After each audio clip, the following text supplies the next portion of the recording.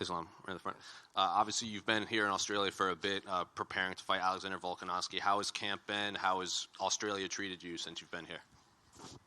You know, when I came to Australia, I was so surprised how the people know MMA fighters, how the people know me. Like, maybe honestly in the Russia, not people know me like here. And they always wish me like good luck and, you know, very, very good people. I just feel that we came before 20 days for the jet lag, for the weather, you know, the different. And we spent good time here. You asked for this fight after you beat Charles. You wanted to fight Alex in his home country. Why did you want to fight here? Is it to claim his number one contender spot in front of his fans? If I just defend my belt, someone like, I don't know who is the next there, but it's not same, you know. If I beat Volkanovski, I'm gonna be pound for pound best fighter in the world. This is my dream. That's why we call Alex.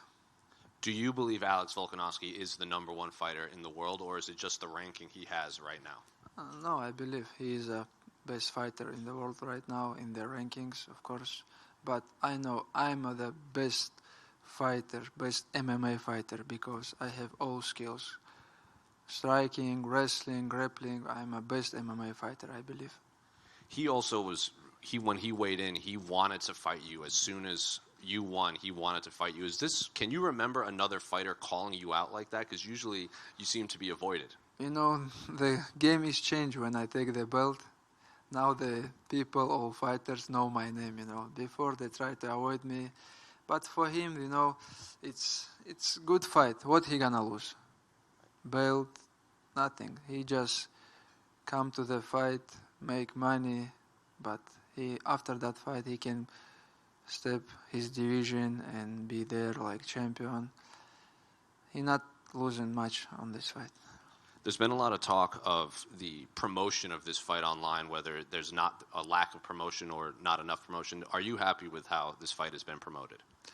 You know, I say something in the media, this fight not promotion, but Dana sent me message and show me all the rankings, all the, like, you know, all the stuff, how they promote, how they sell.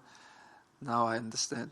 Because I don't follow this game, how they promote, what they did, but they promote a lot. That's why we don't have tickets. And then I say, pay-per-view, it's high, you know, maybe like it's gonna be maybe number 2, 3. So, what is your official prediction if you have one for Sunday? You know, every second I'm gonna try to finish him, but my goal, I want to knock him out.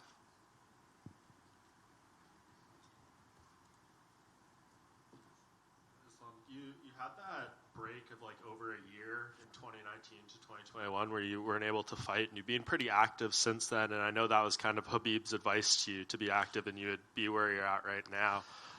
Is this the schedule you want to continue to keep, to be fighting this consistently?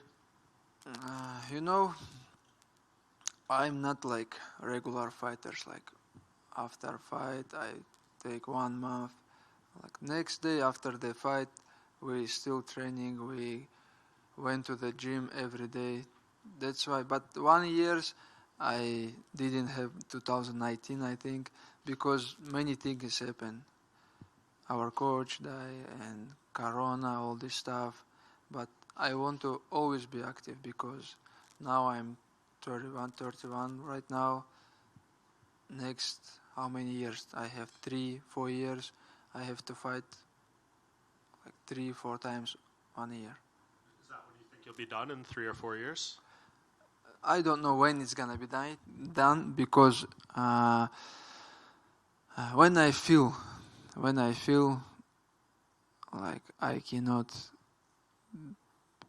Now I feel every training camp I improve. I show the always good, like how I run. I check. Last time I run like 5 kilometers, like 90 minutes. next camp, 18.5. That's why I always improve. When I feel I improve, I still fighting.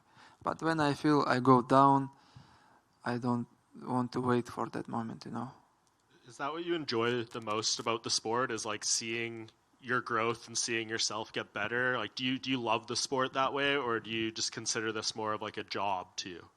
No, I love this sport because, when I was young, I beginning the sport. That's why this is my not just job. I can say this is my job. I love this sport. That's why I training every day. Because after the fight, I say, okay, I'm gonna stay 1 week in the home with family, but next day I want to go to the gym, do something, wrestle a little bit, like work with bags, meat, do something, because all my life I did same. And you will take a little break coming up, right, with Ramadan and everything, and that'll be kind of some time for you to not be thinking about a fight. We're still training in Ramadan, not hard, of course, but we're still training, and I just gonna waiting for the call from UFC. I'm gonna be in good shape. Awesome. Thank you. Hey, Islam, over here. Just out of curiosity, we were speaking to Javier Mendez, your coach, and he was saying how, you're obviously looking after everyone very well on the team, and there's quite a big team. Apparently, is it true that you spent $1 million on your last training camp? And I'm curious how much you spent for this training camp. Now I have money, but we don't care how much we spend. We just spend how much we need, For the training camp, I have to bring people who I need, like not just my sparring partner. I bring the people who I feel good with them, I bring like maybe almost 15 people come here. We book some hotel very close, not Hyatt, other hotel. We stay there. Everybody have on his room, and because after that fight, I'm gonna make money. And for the fight, I have to spend some money. I wanted to ask you this also, just because this was said a while ago, but you haven't had a chance to respond yet. Bobby Green, your previous opponent, did you see his comments about you by any chance? What he say? Basically, Bobby Green was talking about your strength, and he was making some serious accusations. He said, imagine if somebody was given steroids from the age of 10. I'm just curious, when you hear stuff like that, what do you think? I don't know. I'm not like Bobby Green. Like, I'm not drunk, do some bad stuff. I training hard, that's why he feel the power. And I told you, all the fighters say I'm gonna defense his wrestling, like if he take me down, I'm gonna go up. But when fight is happening, when I take down my opponent, they all feel my power and they all tap, That's why. This is not because I'm good, because I training all my life, that's why. Just lastly, also from me, I know you're speaking about welterweight potentially in your future. I don't want to look past this fight at all, but I am curious, who do you think would be the champion? I know you've got a lot of guys in the lightweight division that you say were worthy, but who do you think would be the champion that you would potentially face when you eventually make that welterweight move? Like very good fight coming up, and last fight Usman almost beat him, but now it's Edwards is gonna be more comfortable, and it's gonna be a good fight. I don't know. I don't have some prediction who is win, but 50-50, and doesn't matter who is gonna be there. And if I beat Alex, I'm gonna be champion on my division, pound for pound best fighter. And if I take second belt, it's gonna be crazy. Thanks, man. Good luck this weekend. Thank you. Islam, do you stand by your comments that you think Australians don't have wrestling? Brother, I follow all wrestling, all wrestling competition. Like, I saw all world championship, Olympic games, like, international tournament, I don't see some people from Australia there. Sorry, but this is true. And when it comes to standing, do you think and do you believe that you can knock Volkanovski out on the feet? Yeah, we're working on that a lot because look my fist. We work. You know, my goal. I want to knock him out because I have everything for that, and I just because last fight I say before the fight all week, and I say the media I want to choke Oliveira because he have most finishes in the UFC and what I did, and same goal here. I want to knock him out. And finally, after it's all said and done, how does Islam Makhachev want to be remembered? For sure, not just best fighter, not just champion, like person. I want to people know me like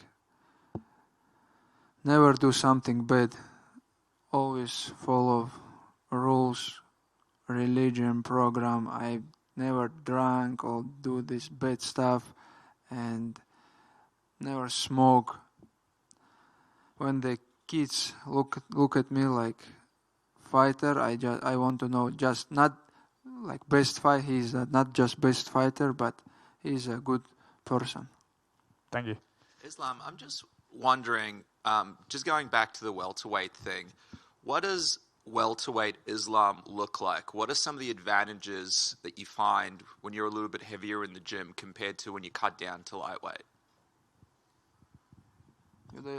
Today's morning I wake up and I'm 76 kilograms. I think if I jump to the welterweight, I don't have to cut weight much, and all the fight week I will be happy, when you can eat something, and it's gonna be good camp for that fight. But for sure, it's not easy. It's not same power because we have in the gym welterweight fighters. Always they give me a hard time. Javier Mendes told us that you kind of made the decision to wanting to pursue welterweight after you won the lightweight title, and that you had spoken to Khabib and to Javier Mendes about it as well, about how you're interested in doing so. So I'm just wondering, what was the conversation like with Khabib when you told him that you have this goal of potentially going up to welterweight, and what was his reaction to it? With Khabib, we don't talk much about the change the division, but Javier won't. But we have to sit with Khabib and make some plan because we never look after fight. Now I have fight. He say focus on your fight. About the other division, we have to sit and talk and make the program. I think he's gonna give me good advice for sure. Thank you. Ислам, приветствую. Right. Вот ты говоришь, что в твоих боях, когда ты выходишь, соперники, чувствуя твою силу, удивляются тому, насколько ты силен, и чувствуя это, начинают ломаться. А вот как ты думаешь, может ли тебя чем-то удивить Волконовский в плане физической силы своей, то есть что его тяжелее будет сломать ментально, физически и все такое? Знаешь, я уже настроился, что он будет физически крепкий, и я не хочу, чтобы в бою это было для меня сюрпризом. И мы из-за этого готовились, что он будет пытаться вставать, крутиться, не давать, двигаться много на ногах. Мы готовились ко всему. Ты в одном из интервью перед боем сказал, что если вдруг ты подерешься с Конором Макгрегором, то твоим фанатам это не очень понравится. А почему ты так считаешь? И не считаешь ли ты, что тебе действительно после боя с Волконовским ты упрешься в какой-то медийный потолок, и какой-то такой бой, соперник тебе действительно нужен будет? Я не хочу говорить, что Макгрегор мне не нужен, но между мной и им на данный момент большая яма. Я не знаю. Люди хотят видеть настоящие бои, настоящих претендентов, кто заслужил, а не кто заслужил на деле, а не на словах, знаешь. Если UFC захотят этого боя отказываться, или я не собираюсь. Просто я уже в статусе чемпиона Я просто жду звонка. Кого предложат, с теми соглашусь. И последний вопрос от меня. Вот когда Дэйна Уайт забыл твою фамилию на пресс-конференции, Хасбек отреагировал, что, мол, UFC хочет с тобой сделать то же самое, что сделали с Анкалаевым. Можешь ли ты успокоить Хасбека, что такого не будет? Не то, что он забыл. У меня фамилия тоже нелегкая. И не то, что он DC, когда со мной, Корме, когда со мной разговаривает, он до сих пор мою фамилию не может нормально произнести. Перед интервью он там говорит, я правильно сказал, вот так же надо. Для них наши фамилии, буквы там, Х, вот такие, чуть Ч, вот такие буквы для них тяжело. И из-за этого они делают ошибки, забывают. В этом нет ничего такого. Не случится, да? Ну, то есть не хочет UFC твоего там поражения, ты этого не чувствуешь? Как это почувствовать? Я не знаю, нет, конечно. Спасибо. Ислам, приветствую. Первый вопрос. Вот смотри, насколько я помню, Абдулманап Нурмагомедов, когда не мог присутствовать на боях, он через мессенджер передавал подсказки секундантам. А возможно ли, что Хабиб такое будет делать? И вообще, как часто вы сейчас с ним на связи находитесь? Ну, условно, как много сообщений в день тебе пишет Хабиб? Ну вот смотри, я утром проснулся, и у нас группа, где я, Зуба и Хабиб. И Зуба пишет свой вес, и Хабиб ему отвечает. Сейчас я покажу. Мне кажется, у тебя большой вес. И он Зуба ему сразу отвечает, у меня с Исламом одинаковый вес. А Хабиб знает, что у Зубы, ну, хотя бы он перешел на другой вес, что у Зубы в конце бывает немного проблем. Он говорит, у тебя чуть большой вес, тебе надо там снизиться. Каждое утро мы встаем, и он вопрос тот же, какой вес, что сделали, как вчера потренировались, с кем спарринговался. Мы постоянно на связи. Сейчас многие качают, что он ушел с ММА там. Нет, он просто перестал летать, потому что вот сейчас он приехал бы сюда, это получается месяц, он не дома, без семьи, он просто перестал летать. А он также в ММА, он также заботится о всей команде и переживает. А с секундантами будь на связи во время боя, как думаешь, или это нереально? Я думаю, вряд ли. Хотя может быть, но я думаю, это вряд ли. Вот смотри, мой коллега Никита Горшенин привел с десяток весомых аргументов, почему с чисто спортивной точки зрения ваш бой с Волконовским величайший в истории UFC. На твой взгляд, этот бой можно назвать величайшим в истории UFC с точки зрения спорта? С точки зрения спорта, с точки зрения бойцовских навыков, я думаю, да. Потому что никогда же не было, что первый номер pound for pound против второго номера дрался. Это же не просто там кто-то пришел слева и сделал этот список. Это люди смотрят, изучают, у кого какой уровень бойцовских, бойцовских качеств, бойцовских там, не только он там ударник или борец, они смотрят, все взвешивают, как у него все сопоставляется, там стойка, ударка, борьба, грэпплинг, и эти делают эти ранкинги. Ислам, у тебя, по-моему, про это почему-то никто никогда не спрашивал. Есть один скриншот с тобой, который стал, я бы сказал, мемоном. Это с боя между Ковингтоном и Масвидалем. И я думаю, ты понял, о чем речь. Что у тебя тогда вызвало такие эмоции? Расскажи. Ничего, мы там пришли и сказали, что, мне-то уже сказали, что Хаиба будет там награждать. И мы на этом турнире уже где-то 7 часов мы сидели с первого боя и ждали, пока Хаиба наградят. И уже, не знаю, сидел просто там запаренный уже. Понятно. И последний вопрос от меня. Сейчас активно продвигается проект турнира по пощечинам Power Step. В России уже был подобный проект. А вот твое отношение к подобным турнирам, и тебе не кажется, что они еще более травмоопасны, и вообще вредны для здоровья, чем даже ММА? 100%, я думаю, это вредно, потому что ты стоишь, и тебе кто-то... не знаю, да, это вообще... Я хочу быть далек от этого. Это занижает мужские качества, я считаю. Когда кто-то тебя бьет по лицу, пощечину еще. Спасибо. Islam. Hi, firstly, how are you? Good, feel good. You touched on when you came to Australia that you're not used to people coming up and recognizing you. So now that you're champion and you're potentially going to have to travel a lot more for fights, do you think that's something you're going to be able to get used to, not kind of being able to go around and do what you want without being recognized? Because of people know me.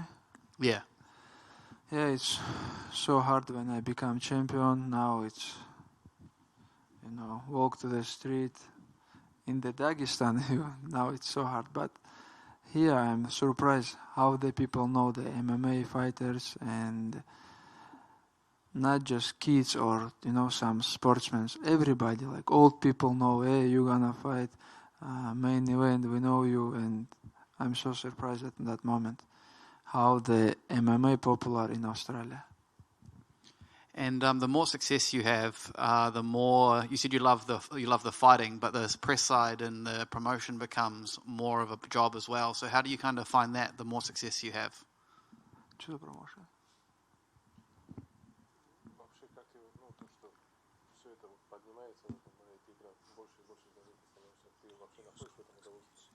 Что становится? Sorry.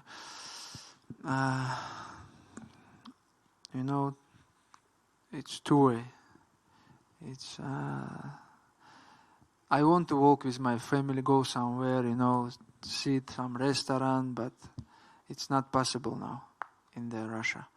But for other way, the MMA big now around the world, and MMA fighters can, if the sport is big, the MMA fighters can make more money, take care about family, and I just happy because the people love this sport, because this is real sport for the real men. Thank you. Ислам, не мог бы рассказать, что за история с этими кенгуру? Потому что со вчерашнего дня какая-то неразбериха в социальных сетях, непонятно, что там произошло. Не кенгуру, это как маленький кока, что ли, они называли. Квоки. Да. Мы поехали на остров здесь, я забыл название острова, и там вообще много их. И они кушают то, что там на полу лежит, траву, листья. То, что я на видео покормил, я листочек от дерева поднял и дал ему. Мне никто не сказал, что их кормить тоже нельзя. Оказывается, нельзя было их кормить. И потом с команды тоже кто-то орешки, что ли, что-то им дал такое. Не знаю, сейчас вышло, что их нельзя кормить, но мы не знали, нас никто не предупреждал тоже. Никаких санкций со стороны полиции не было? Это мы только утром проснулись и это прочитали, пока никто не звонил. Спасибо. I know, Habib is your friend, your brother, and I'm sure you would rather have him here than not. But for so long, everyone connects you two together. Can you see the positive in him, not being as close to you during fight weeks now, that you can kind of stand on your own and people will look at you just as Islam and not as Islam and Habib?